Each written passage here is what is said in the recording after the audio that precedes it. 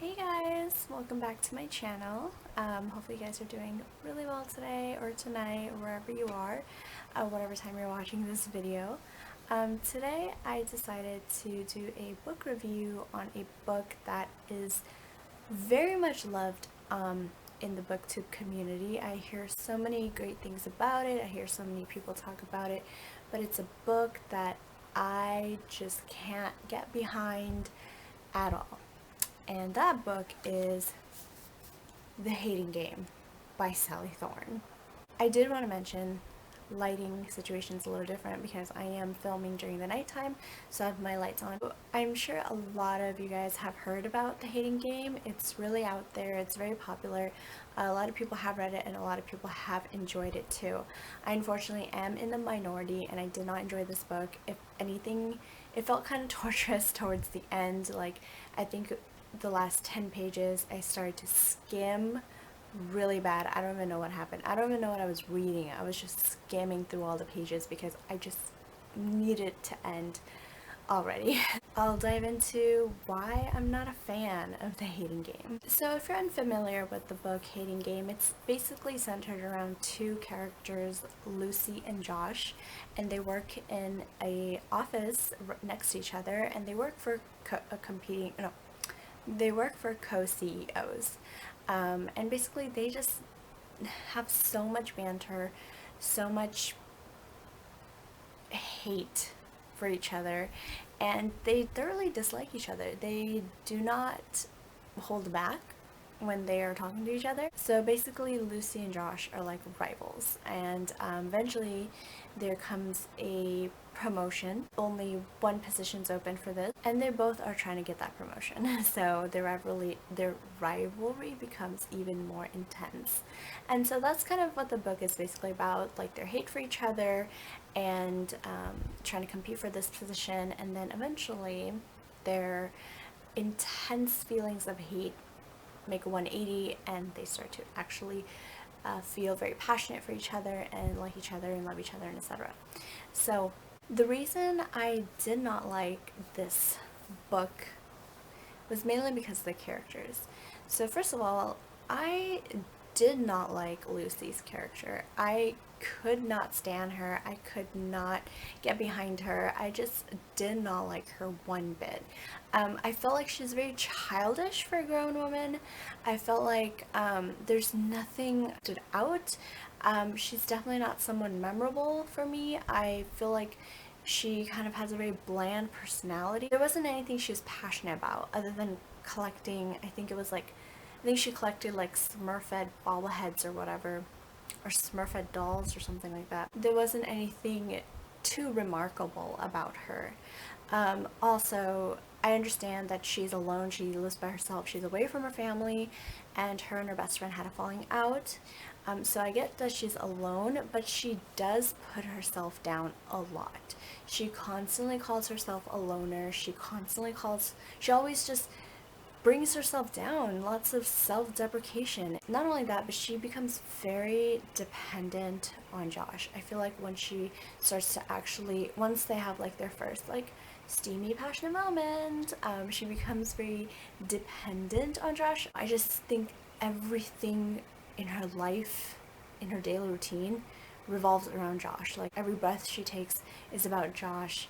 Every thought, every word, like everything is just about Josh. I feel like I can't see her stand out because she just becomes so dependent. There's no her own personal journey, you know. I just feel like it's just Josh. So there's so much dependency, and it's just something I could not really like. Like, I don't mind stories where one of the characters are dependent on their partner or anything like that. That's totally fine. But the kind of dependency that I've seen with Lucy and on Josh almost reminded me of Anastasia Steele's dependency on Christian Grey. Almost. It just didn't work for me. So I could not get behind Lucy's character. If anything, she just annoyed me so much. And I think the whole book, yeah,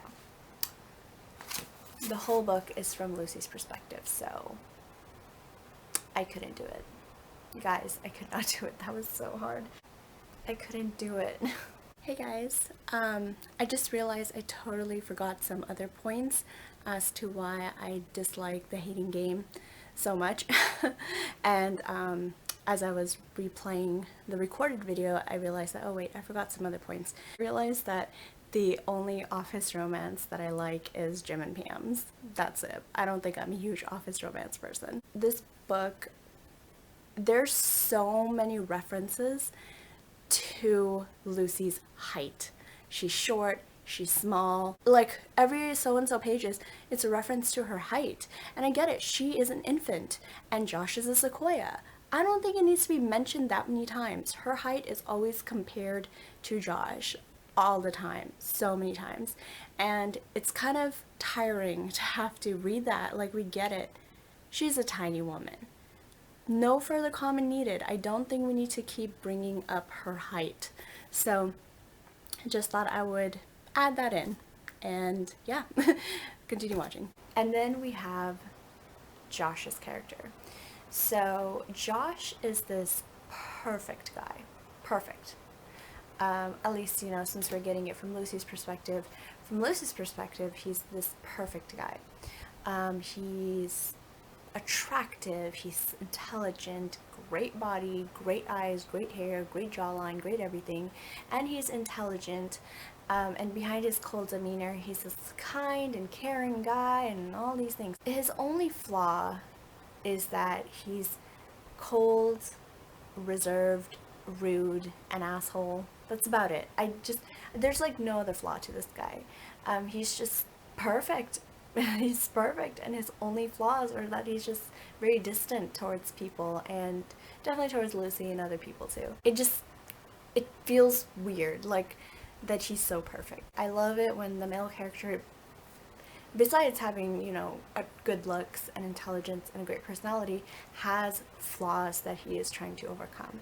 I feel like that is what makes a relatable character, and that's what makes a great guy, is that guys have flaws. They're not all around like Adonis, you know what I mean? Like, they're not just chiseled into perfection. They have flaws and they have things they need to work on, and I would have loved to see that, you know. I feel like I would have totally stood behind, if I can't stand behind Lucy, I would have stood behind Josh. If he had some flaws, something he's working on, some personal matter. He does kind of have some personal matters he's dealing with, but that's more on like a relationship basis with other people than with himself. The banter was okay, like, I mean, there were some funny moments. Overall, I just felt like their love was too quick. On one page they hate each other, the next page they love each other. Overall, I just didn't find the book that entertaining. I did not find it fun. It was not a page turner. It was a page turner because I wanted to finish it, not because I was excited to see what's next. Sorry. It was kind of boring. Like, to put it plain and simple, it was kind of boring, and there was nothing interesting about the characters. Like, nothing. I know I'm probably going to be ostracized about this, so this is again just my opinion on the book. This is nothing against Sally Thorne. I mean, I know she has other books and I would love to give it another try on for her other books. This just did not work for me, and so this book is not for me. Again, this is my opinion. This is how I view the books, and this is how I view the book, and this is how I view the characters. Others' opinions differ from mine, and that's wonderful. We can definitely talk about this. If you did enjoy The Hating Game, please tell me why you enjoyed it so much, and you know, maybe, who knows, maybe I'll try to reconsider. But for now, I have no intentions of rereading this or changing my mind, because if a book makes me skim the last 10 pages just so I can finish it, then it's not the book for me. That's my opinion on this, and that's how I feel about this book. And again, I know I'm gonna be pretty much hated for this, but again, I mean, what's so great about reading and the booktube community is we can have differing opinions, we can discuss it openly, and be nice about it. If you've read it, please share your thoughts on The Hating Game and what you liked or disliked about it. I would love to hear, and I would love to discuss. And that, hope you're having a wonderful day or night wherever you are, and I'll see you guys later. Bye.